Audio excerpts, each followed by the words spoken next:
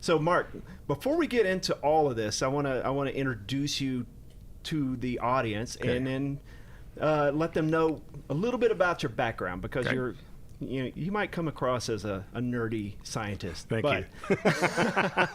But you're not necessarily a nerdy scientist. Tell us a little bit about your background, because you have been playing drums for an awfully long time. I've been playing drums for close to 50 years. I auditioned for college for music, and I got rejected because I wasn't good enough, because they didn't accept me as a drummer. I had to be a classical percussionist, and that's not what I did. Right. So I had to take some lessons. I re-auditioned. They finally accepted me. I went there for about 4.5 years, and then I left before I finished my degree initially to go out on the road. Huh. So I went out on the road and moved to L.A. I started playing at that time with a guy named Ben Vereen, who took me out on the road, and then he had a summer series on NBC, so I got to know the people at NBC. They got to know me, so they started hiring me on pre-record sessions for TV shows, and I got to meet other drummers and musicians. And long story short, if that's possible at this point, I had still have a great career playing, but I played with a lot of people, from Frank Sinatra and Sammy Davis in the entertainment world to people like Randy Brecker, Jimmy Bruno, Pat Martino, a lot of jazz players, and so I continue to do that. And it's funny, we talk about asking questions, and that's what started me on this nerdy side of trying to find out what the truth is behind why we drummers do certain things, why certain things work, why other things don't. Have you always been the inquisitive sort, even with your drumming? Like, where did you first start down this path? Because it's not natural for a drummer to want to learn about I'll say, no, it's certainly not. I mean, if you asked me 15 years ago, what is neuroscience? So I'm not sure how to spell it even, so I'm not sure I can tell you what it is. But one of my big influences growing up was my dad, who was an engineer, and always had the predisposition to ask questions before. In other words, instead of trying to prove something right and I'm going to look for the data to support that, he asked the questions, and wherever the data and research led, that's where he would end up. So that sort of open-mindedness of research to try to look for evidence and not just anecdotal and hearsay, that was a big influence. And specific to drums, I think that was a mindset that I grew up with, but specific to drums, when I remember early on, I probably only had been taking lessons a couple months, and somebody came in, actually a different teacher came into the studio that I was warming up in, and I was playing around with some match grip things, which not a lot of people were doing that. And he said, well, you're holding the sticks wrong. And I said, well, how should I hold them? And I knew what he was getting at. So he said, well, traditional gripping is and he made something up, or he said something that just didn't make any sense to me. Mm-hmm. And so I was kind of a little cocky when I was a kid, and I said, well, if that's so good, why don't we hold the sticks in both hands that way? And he didn't like that answer. He said something unkind to me and left the room. So, but I just early on started to ask a lot of questions. Why is this good? Why do we play that? Why is that important to practice? What's the goal? Why? And so it just led me into asking more questions and trying to find out, a little more on the scientific end. Because drums was taught, obviously there's a lot of great teachers, and there's also some teachers that maybe haven't done a lot of research, and you don't have to be certified, you don't have to have degrees, you don't have to pass a test to teach drums, and so a lot of it is handed down. Mm-hmm. This is the way I learned how to play. Right. And so I wanted to try to go a little bit beyond that and say, well, that may work, but maybe there's a better way. Or if that does work, can we find out why that works? and not just say that's because that's the way I was taught. So it just led me on a long path to research. So, but you were a traditional player. I was a traditional player. That's how I started. And so you already, at what age did you start questioning, is this right? It's a good question. I remember I was, again, I grew up in Philly, and I was playing in a Jersey shore town during the summer, Wildwood, New Jersey. Atlantic City and then Wildwood, New Jersey. And I was still in college, and there were rock clubs in the area. Mm-hmm. So we would do like 2 shows a night. We'd finish at 2 a.m., but the rock clubs would go to 6 a.m. So we're done, and we're hanging out in the rock clubs. And, we started this saying at least I did when I was young, you could watch somebody play and, they didn't even know how to hold the sticks. They never took lessons. What can they know? Yep. So I remember walking into these clubs and seeing drummers, maybe that didn't have lessons, and playing match grip, and able to do things in terms of getting around the drums and even as a sound that I couldn't do. And at that point in my life, I was practicing 8 hours to 10 hours a day. So I'm looking at these drummers and thinking, well, maybe there's something to that. Maybe I should investigate. Like, why are they able to do something that I can't do? They've never had lessons. So why is this traditional thing, quote, right, and what they're doing is wrong? So I can still picture where I walked into a club in Wildwood, and I had this like blinding flash of the obvious. Is like, if that's an example of holding the sticks wrong, maybe I want to hold the sticks wrong too. Yeah, and I didn't mean to start an entire conversation around match versus traditional. That's okay. It's a great hook, and it's the obvious throw a bomb in the room. And okay, I've just divided the audience into 2 camps.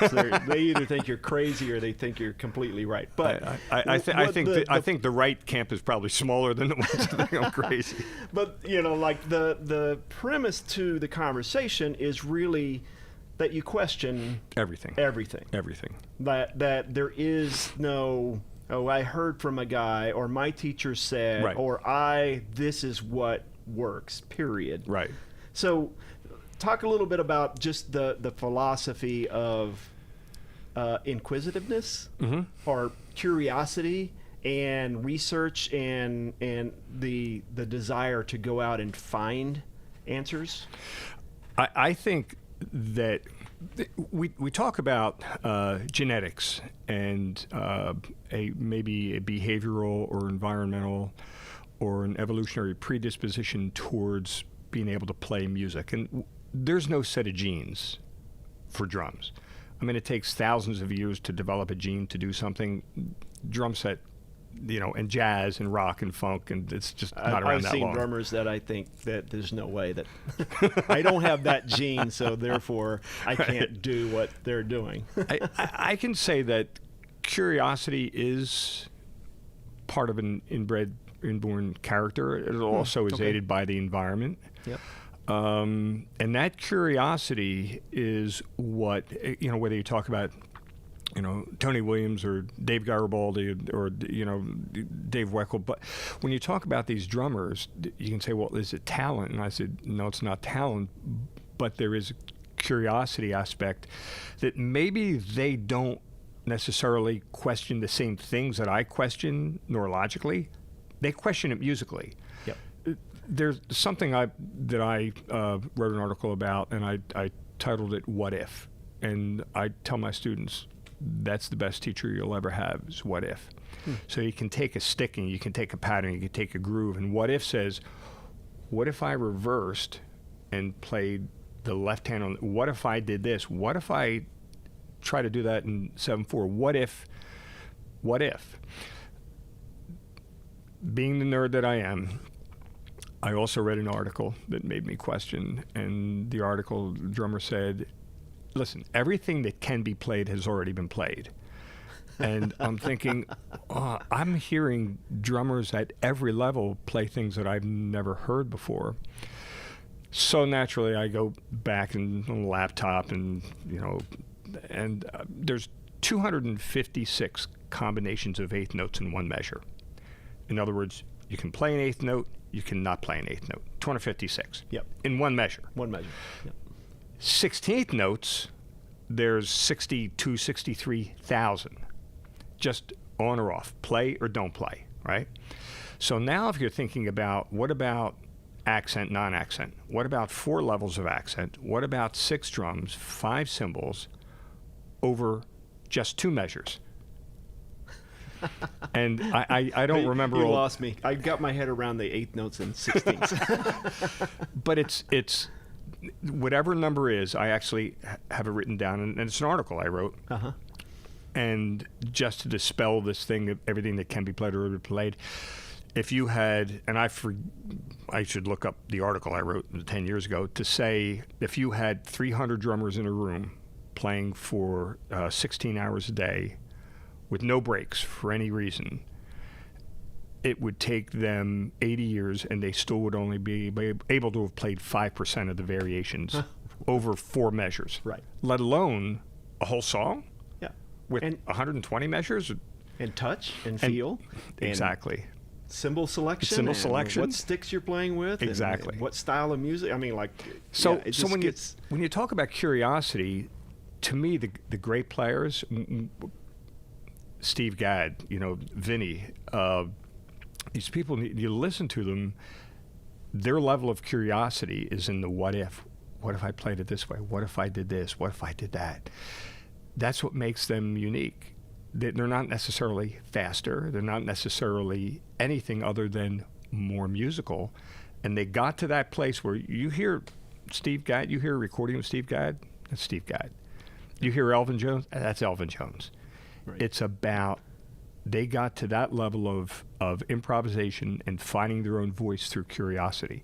So whether it's a curiosity that takes them that way to find other ways to play, or a curiosity that takes me a different path to say, why is this better for us neurologically or physically or sonically, but curiosity, you bring up that word, to me that's really an important part of how, and you can develop more curiosity just by asking yourself those same questions. Right. So let me back up for a second. Okay.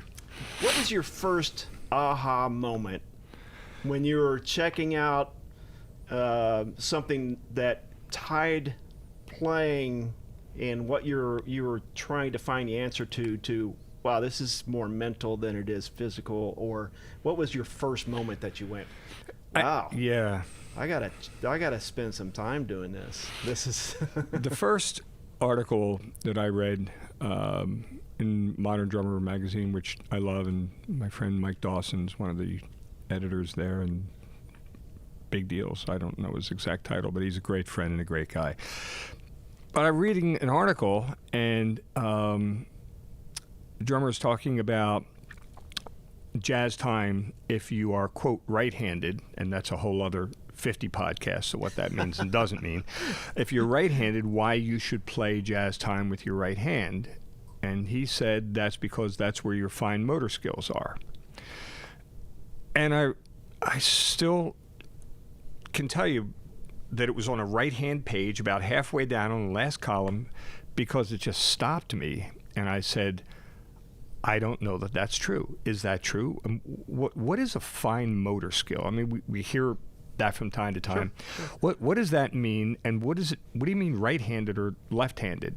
Because not everybody's completely right-handed or completely left-handed. Most of us are somewhere, we may be right-hand dominant, but what does that have to do with jazz time? And where are the fine motor skills and where aren't they? So that started me, and there aren't articles written for drummers by neuroscientists, because neuroscientists they're not drummers. They're not generally not drummers. And no. You know what? There's going to be somebody that somebody. Yeah, somebody that my writes next life. in and, yeah. I'm going to go the other way. I'm going to start as a neuroscientist and then play drums. Yeah. But listen, those people that are doing that are saving people's lives, people that have had strokes and debilitating accidents of the spinal cord and birth defects, and that's where the neuroscience research should be. Right. That's saving lives, helping millions of people. I'm trying to figure out what hand to play jazz time with. A neuroscientist is not going to develop, research on that. I'm not going to waste your time on this question. We'll wait for something a little weightier for them. So I started, Googling, handedness. What does it mean to be right-handed or left-handed? And I started downloading research articles and books. And I just remember starting this one summer, and I had about 5 or 6 of these research papers. They could be doctoral thesis or other papers, and reading these. And I remember one of the first ones I tried to read. I read the first page and said, here are the words that I understand. let me highlight these. At least I'm starting from somewhere. So that started the process, and these articles that I've read over and over again, and I can't even guess how many sources and research papers and neuroscientists and cognitive psychologists, neurophysiologists I've spoken with or collaborated with, sending emails. Is this right? Is this true? And that really started me on this idea of where do these signals, where does this information come from? So when we're playing drums, yes, there are muscles, yes, there are tendons, there's physics involved of the lever and pounds per square inch, there's all of that. But how do we learn to play drums? And where does that information come from? And it comes from the brain. And through neurons and our nervous system, that's how we learn. That's how we play. It's information up, information back. And the in neuroscience, thankfully, I'm at a time. Although I wish I was 30 years younger doing this. We live in a time where over the past 20 years, the notion of neuroplasticity has really come to the forefront. Neuroplasticity basically means neurons are, the cells in our nervous system and brain. Yep. And plasticity is a term they use to mean that it's malleable, that it's moldable, that it can be changed. The old way of thinking used to be that whatever you're born with, your brain, your IQ, that's what you're stuck with. That's it. So you either have talent or you can do this or you can't do that, and that's it. I think my dad agreed with that.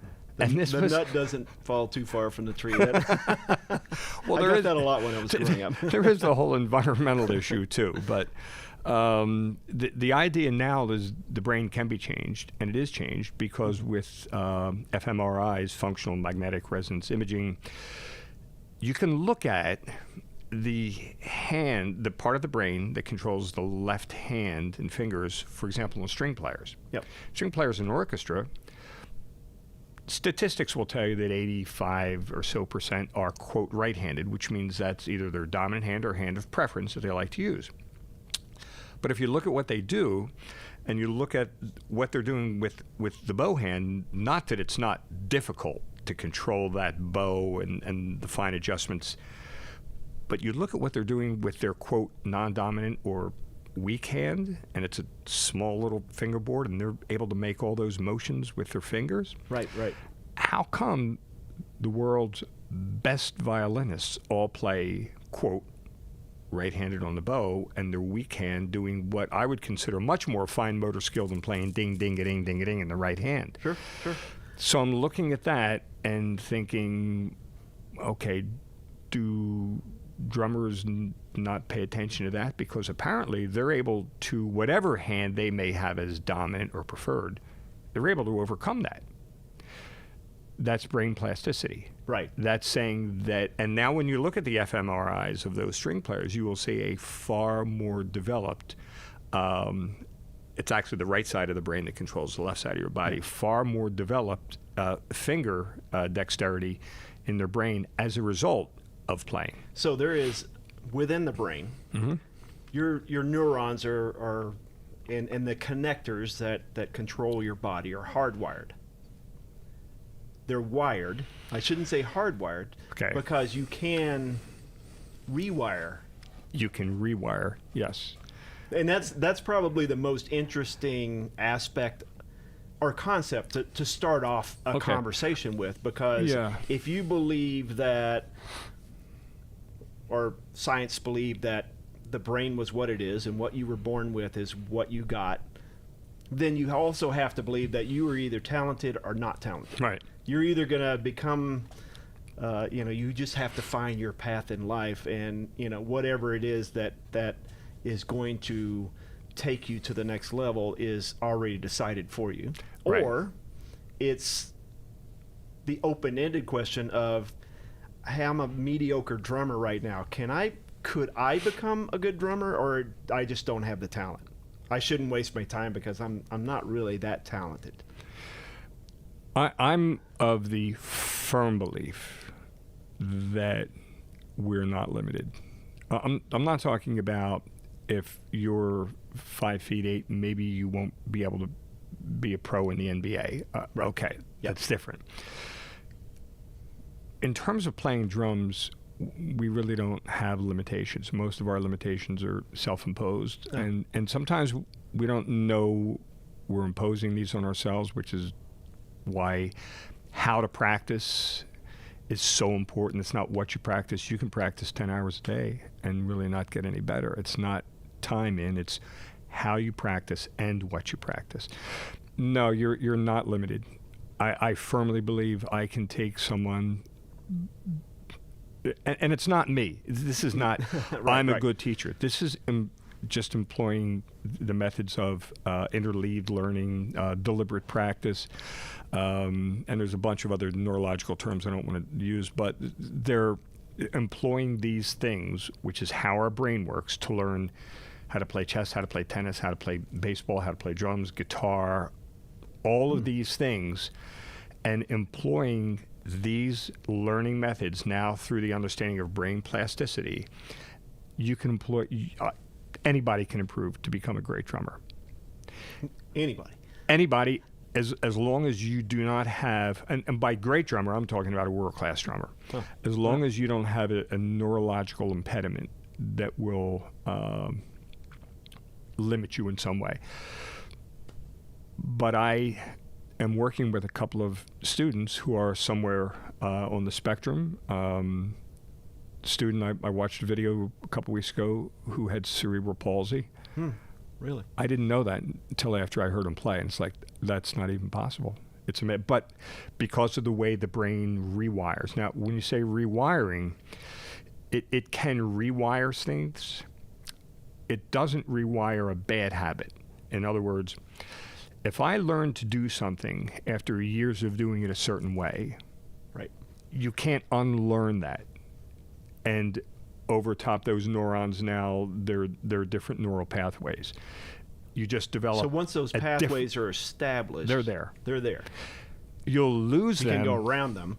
That's exactly right. You can go around them. All right, give me some hope here, because I've got a lot of neurons, that pathways that are established. Hey, you know what? Not all the best ways. But we all do, and that's why all of us from time to time will sit with another professional drummer, a teacher, and say, give me some feedback. A friend of mine, I saw do a clinic, drum clinic, a couple of months ago, and he's great. He did a great job, and he's playing matched. And I said to him afterward, he said, "How'd I do?" I said, "Oh, you were great." I said, "One thing you want to kind of pay attention to that I didn't look for, but I noticed when you're playing singles, the difference in height between your left and right stick is maybe a couple of inches." Mm-hmm. Now, I don't care visually what that looks like, right? But if you're playing at a certain rate and one hand is coming up higher than the other, that you're making physical and neurological adjustments either by speeding up or choking a stick that can limit you down the road. In other words, it's not the height difference that makes a difference. But if I'm coming up from here, I can move that stick a lot faster because there's more travel. Yep. If I'm only coming up from here, I have to move it much faster to play the same volume, because it's not coming from velocity on the stick. You have to. And so, am I squeezing it harder? Am I using more tension to bring it down? So, if your ear is telling you to even these out, but that's why your eyes help. Yeah. That's why, one of these, maybe we'll talk about feedback loops, which is I'm a huge proponent of recording video and audio of yourself playing, like, as often as possible. Yep. Because had he done that, he would have seen that. Right. And he wouldn't have said, "Oh, I'm worried about the height difference." He would think, "What is that telling me about what I may be doing physically or neurologically that may be limiting me in some other way?" Yeah, and that's it's a huge conversation because we practice in what you call a comfort zone. Yeah. Most of the time. Yes, we do. And that comfort zone could be something that's actually establishing a pathway for good or for bad. But in a comfort zone, why don't explain the your diagram that you have of the panic zone, the comfort zone, and the learning zone. Right. The comfort zone, when we're practicing, there are things that we're practicing that we can already do, or we do pretty well. It could be anything in technique, styles, musicality, improvisation, whatever it is, there are things that we do fairly well. It's called the comfort zone because we're comfortable practicing that.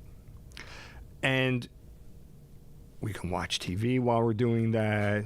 We can be, checking Facebook. We could be doing something because it doesn't take much of your brain power to practice, to play in the comfort zone. And it's fun. It's fun. Because well, here's the thing. You're good at it. You're good at it. I'm doing this. I sound good, right? Yeah, I like this. Anders Ericsson is a famous psychologist who developed the 10,000 hour theory, although it's been misinterpreted a few times. But in his new book, Peak, he reaffirms exactly what he meant by that. Basically, he said that you need to practice so many hours to develop certain skills. With certain skills, it's less than 10,000. Sometimes maybe it's more. But he talks about, and he's considered the godfather of deliberate practice. Deliberate practice says when you practice, you should have very specific goals in mind. In other words, here would be a general goal. I'm going to sit down and practice. I'm going to practice to be a better drummer. Okay, that's a general goal. Here's a specific goal. I'm going to practice left foot rhythmic independence against right hand jazz time at a volume of mezzo piano at 130 beats a minute for 15 minutes. That's how specific. That's very specific. But you know what? We all have, and it's another article I wrote about tempo differentiation. Right. We'll open up a great drum book. Let's say the Riley book. A ridiculously great drummer, educator, great books. And students will take one of those examples that may be meant to be played at 110 beats a minute. What about 180? And so the student has learned this physical, this neurological way of doing something. Mm-hmm. And now when they're at 180, they're trying to play the same thing, and it doesn't work. Tempo differentiation, and it's not a Zen thing, but I tell students 180 is not faster than 110. Don't think of it that way. It's different. What you do with your right hand, with the balance of sounds, the density of rhythms that you play in your left hand is different according to tempo and style and trio, big, whatever you're playing. So the idea really is that you need to practice very specific things. You can't just practice jazz independence, because if you learn to play this thing and you practice it only at this tempo, it's not going to work at 300 beats a minute. So you need to practice very specific things and then move on. So my practice grid, and again, I shouldn't say my practice grid. The practice grid that I developed as a result of the research says practice for 20 to 30 minutes a thing. It could be 15 minutes a thing. Then you move on to the next thing that's very different. Think of a baseball player who's just practicing in the batting cage, just looking at fastballs. Right. Okay. And he or she's got the pitching machine or the BP pitcher set up to throw it in low and outside. Okay. And doing that for 15 minutes. That's not a real game situation. Right. Real game situation is you'll get one out there, and then you'll get a slider down and in, and then you'll get something else. That's how you should practice. You don't play 6 tunes in a row jazz at 110 beats a minute. So you practice by going from that to a light funk pattern, to a Cuban piece, to a slow bossa nova, to a fast samba. And so practice should mirror how you play. Yeah. Comfort zone says we're just going to do what we like. The learning zone says, when I know when I'm in the learning zone because I'm not particularly happy. I say, man, I've been doing this for 40 this is years. Where you shut the door and you hang the cloth in front of the. You only do this at nighttime when nobody's around. And it's frustrating. Yeah. Because I say, I've been doing this 40-some years. Shouldn't I just be able to? No. Yeah, that's how you know you're in the learning zone. That's an important question too, because anybody at any level can be in a learning zone. Yes. So you could be a beginner and be in a learning zone, and everybody says that's obvious. Mm-hmm. But Dave Weckl could be in a learning zone. I guarantee you, Dave Weckl, when he practices, in fact, I'll tell you something that he said to me one time. He said, "Why would I practice something I already know how to play?" So when he practices, he's practicing things that he can't play, which is why when he practices, and Dave, don't get bugged him, he rents a studio out in L.A. and just holds himself up in there and works on something all by himself, because it's kind of embarrassing. Sure. When I'm teaching at the university, I don't practice at the university. Because students will walk past like, wow, who'd they let in? Who's this? Was that some grade school? Who's that kid? Why am I studying with that guy? So when I practice, it's a little frustrating. It's a little unnerving. Yep. I'm not comfortable. And the basic ratio is 3 to 1. So for every, let's say, one thing, we'll say 2 hours. Yep. But I have to define that in a second. So 3 of those half-hour blocks should be in the learning zone. 1 of those half-hour blocks can be in the comfort zone, because it's developmental practice versus maintenance practice. Maintenance says, I haven't done this for a couple months, but I know I'm doing a concert where it's a fast samba. I want to just review this, because these neural pathways, and you've heard this expression a lot, but it's use it or lose it. Yep. So you do need to maintain practice. Yeah. You can't say, well, yeah, I knew how to play bossa novas 12 years ago, so I could just slip right into it. No, because those neural pathways are now overgrown with some weeds, and now you need to refresh them. Yeah, I've got a lot of weeds. So within, and even for your mental health, you can't be always in a learning zone. No. I mean, you need that that freedom that comes with comfortability, right? That you can experiment within your comfort zone, and you can do this. So talk to me a little bit about how deliberate you need to be with your learning zone, because I know a lot of people will say, I want to work on independence. Well, yeah, like that's a pretty broad topic. Are you just going to work on independence? Like how much do you encourage your students or tell people, how do you dial it in, and how much do you dial it in, and how? Yeah, you said you're from an engineer father, so I know it's by the minute. So you got a stopwatch on your.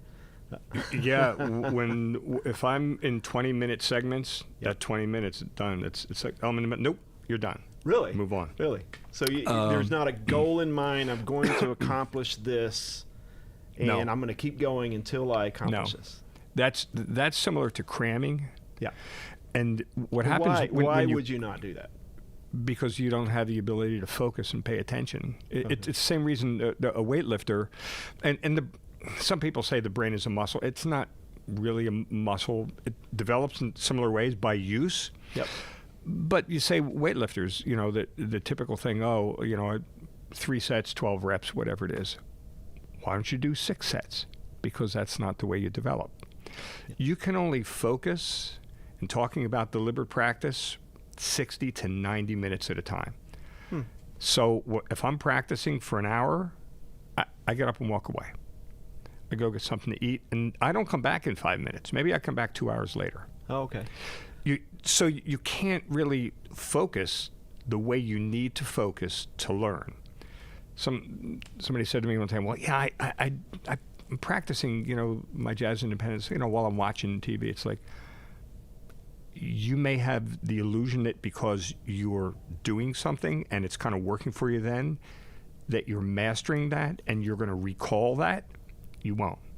It's like listening to a language while you're asleep. Right. Yeah, exactly. It's like, no, you actually kind of need to do it a little bit. Yeah. The way that we develop is through deliberate practice, 60 to 90-minute blocks, take a break, go to something else.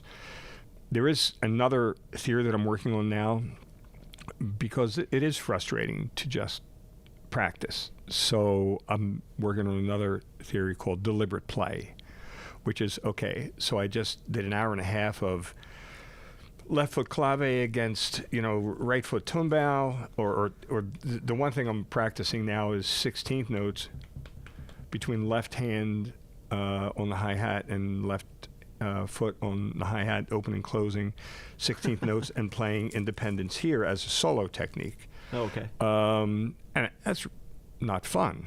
It's frustrating because it's 60 beats per minute. Yeah, and 60 beats a minute. I'm not. Yeah, 16th equals 60 beats a minute, right? Yeah. And I'm listening back and saying, wow, this sounds horrible. Why am I doing this? So after an hour and a half of doing that, and then I'm practicing something else, it's like, I don't want to stop and be completely frustrated. So then I'll just sit and I'll put a track on and just play. Yeah. And just play. So it's deliberate play to release some of the frustration. Then I'll take a break. Your brain actually needs that. I mean, you're doing it not only for your mental state, because I'll throw my stick through the window if I don't get this right now.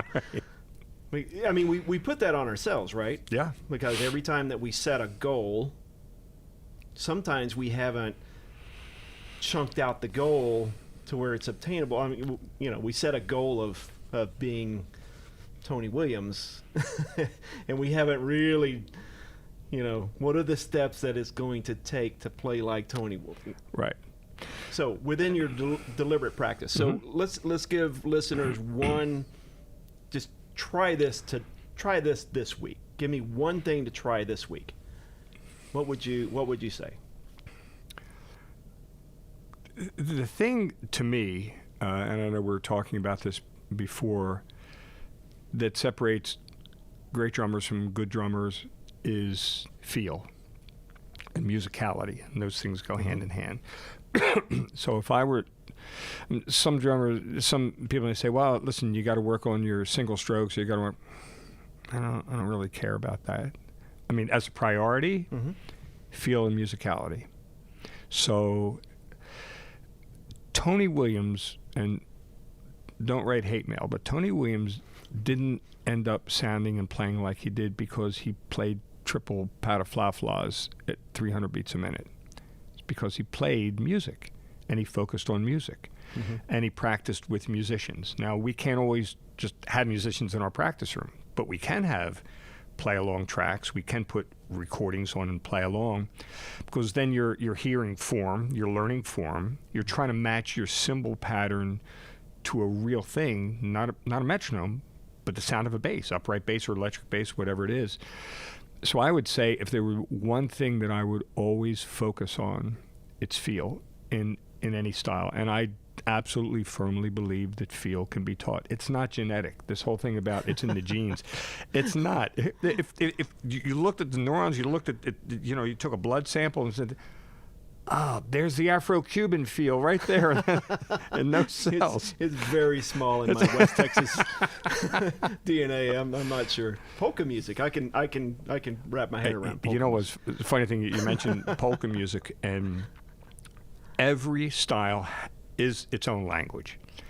And when I was a kid, I remember in high school I was playing in this band that played outside gigs and weddings, and we had to play a polka. Okay. So I played the polka, and I thought, yeah, it's a polka. And then I went to a Polish festival, and I heard people that aren't professional musicians, they have day jobs, but they're all the polka bands, different polka bands would come on. It was the most amazing polka music I've ever heard in my life. It's authentic. Sure. It's real. Yep. I'm looking at the drummer. It's not like, oh, yeah, they can play double bass and the feel was unbelievable because that's what they've been listening to. Yeah. So, and we've all heard example of rock drummers that kind of shift and try to play some jazz. But if you haven't really heard it and focused on it, you're not going to get it. It's like learning a language. You're going to learn it out of a book, or you're going to learn it by immersion, by listening to it all the time and trying to play it, then recording yourself, listening back and sampling those two and say, what's different? Well, this one's great. Mine's not great. What about it isn't great? What do I need to work on? Yeah. So give me that one thing, and we'll close this segment with. So work on feel. Yeah. Give me something concrete. I'll tell you. Here's how I define feel, and I try to quantize things. The first thing is volume differences with one hand, and this varies. For example, you can play maybe a hip-hop groove where the right hand's on a tight hi-hat, right? Right. And you have a little bit of, they're not straight sixteenths, they're like a little bit skipped. And every note here is the same volume in the right hand or hi-hat. Yep. Okay. So volume differences in one hand. So this is different than the degree of difference between those two is one part of feel. Okay. Second part is volume differences between sounds. So if I'm approaching rock, let's say the same way I approach jazz, where the ride cymbal is dominant, is the most important sound. Yep. If I approach rock that way, it's like the balance is all wrong. Well, that's feel. Yep. You'll learn that just by listening and then listening back and say, well, I'm playing this too loud versus this versus this. So the first thing is volume differences in one limb. And it's left hand, it's right foot. We talk about ghosting bass drum or not. Yep. Right hand volume differences. Second is balance between sounds. Third is vertical alignment. And you hear a lot of this with very young players. It's where the right hand is supposed to land on whatever beat, and it's supposed to be aligned with the left hand. It's hard neurologically to do that because they're using different muscle groups, coming from different heights and angles. And if those things aren't aligned when they're supposed to be aligned, the feel is wrong. Right. And the fourth thing is, I'm a firm believer that unless you're trying to do something specific musically, the quarter notes need to be where the quarter notes are. But where the skip notes are, so we'll say these are eighth notes. What are these? They're not quite triplets. Yeah. Well, here's triplets. Here's sixteenths. Here's quintuplets. What's this? So you can play this beat with even sixteenths. You can play with triplets or something tighter. You listen to Basie Band, you listen to the drummers with Sinatra. Sometimes they're playing jazz time as triplets. Sometimes they're playing it like this. That's feel. Right, right. And what you do with that is a tool to help the whole band feel the music. So it's those four things are feel. So yes, you can quantify feel, and yes, you can work on those four things to develop it, but it's got to come from listening. Yeah. And that's a lot to practice. Sorry. That is a lot to practice. So get in your practice room. We're going to come back next week with another episode with Marc Dicciani. Thanks for listening. We should come up with a different word than episodes, because these are a different grilling of Marc.